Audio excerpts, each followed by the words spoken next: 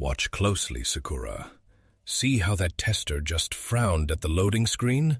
In Japan, that 3-second delay might cost you a customer forever. Professor, I did not expect to find you in a tech company's testing lab. What are you doing here? Consulting. This company is preparing to launch a new e-commerce app, and they wanted someone who understands the Japanese consumer psyche. And let me tell you, launching anything in Japan is a different game entirely. What do you mean? In Silicon Valley, there is a famous saying, move fast and break things. Ship your product at 60 or 70% completion, get user feedback, and iterate.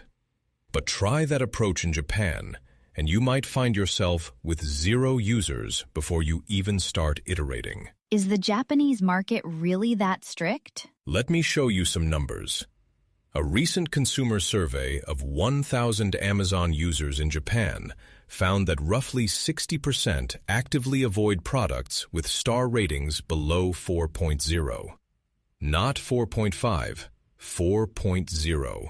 That is the psychological floor. So if your product launches with a few bugs and gets some 3-star reviews early on, you have essentially created a permanent barrier. Those early reviews become a wall that is incredibly difficult to climb over. And it gets more interesting. Over half the respondents said they also consider the total number of reviews as a trust signal. 100 reviews feels safe. 10 reviews feels risky. That sounds exhausting for companies. But surely people in other countries check reviews too. They do, but Japanese consumers take verification to another level entirely. A separate study found that 86.5% of Japanese online shoppers check the seller's official website before making a purchase. They call it double-check behavior, using reviews as one source, then cross-referencing with official information. 86%? That is almost everyone. And the number one reason for feeling anxious about an online purchase? Not being able to find company information. 57% cited that as their top concern. Japanese consumers do not just want a good product. They want proof that the company behind it is legitimate and thorough. So it is not just about the product being good. It is about everything around it being perfect too. Precisely. A global survey by SHEIN across 21 countries revealed something fascinating about Japanese consumers specifically. While the world average for purchasing fewer than 30 clothing items per year was 71%, in Japan it was 85%, and 70% bought fewer than 20 items. Japanese people buy less? But they keep items longer. Up to 39% reported wearing individual items more than 50 times. The top reasons for keeping clothes? Fit and comfort, at 85 and 83% respectively. This is the Japanese consumer philosophy in action. Buy less, but buy right. And that means the product must be right from day one. Okay, so Japanese consumers demand perfection. But what about the other side? How do companies in places like Silicon Valley think about launching? They follow something called the MVP approach, minimum viable product. The concept was popularized by Eric Ries in his book, The Lean Startup. The idea is to build a product with just enough features for early users, then improve based on their feedback. So you launch something incomplete on purpose? Not incomplete, minimally complete.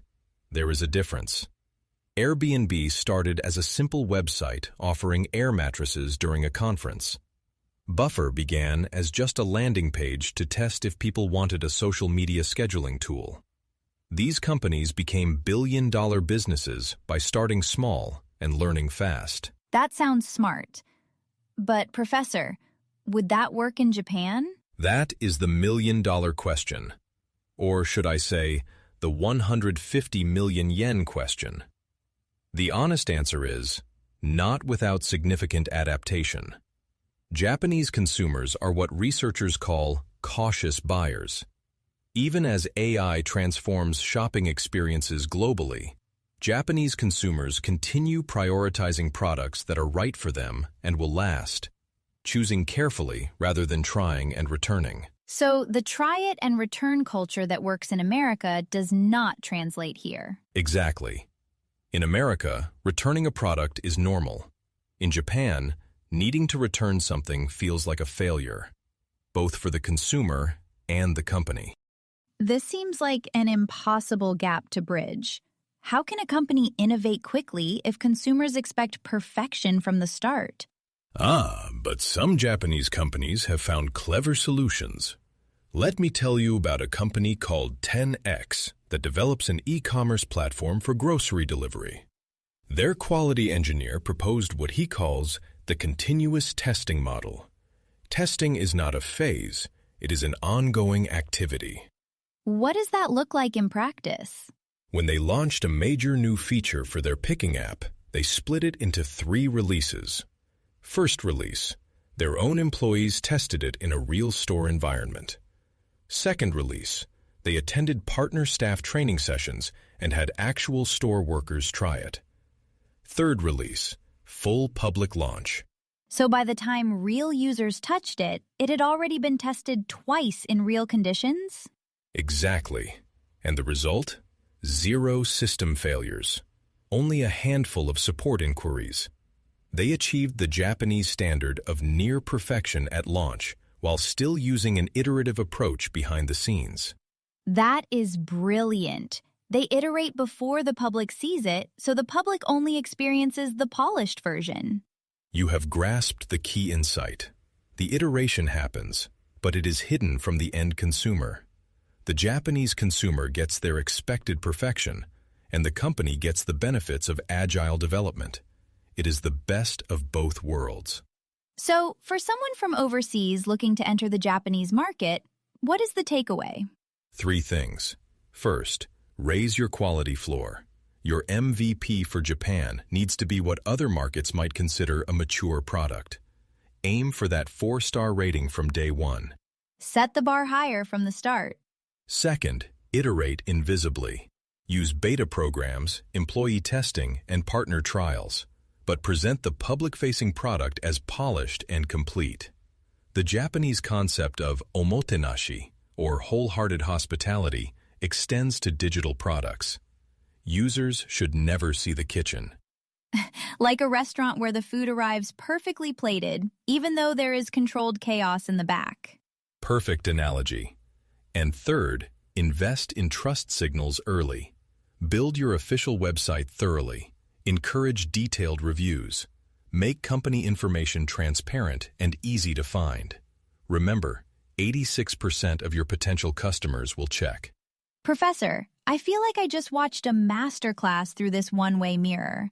Not just about how users test apps, but about how an entire culture tests products. That is the beauty of this observation room, Sakura. The mirror works both ways, metaphorically speaking. While we observe consumers, their behavior reflects our cultural values back at us. Japanese perfectionism is not a flaw, it is a feature.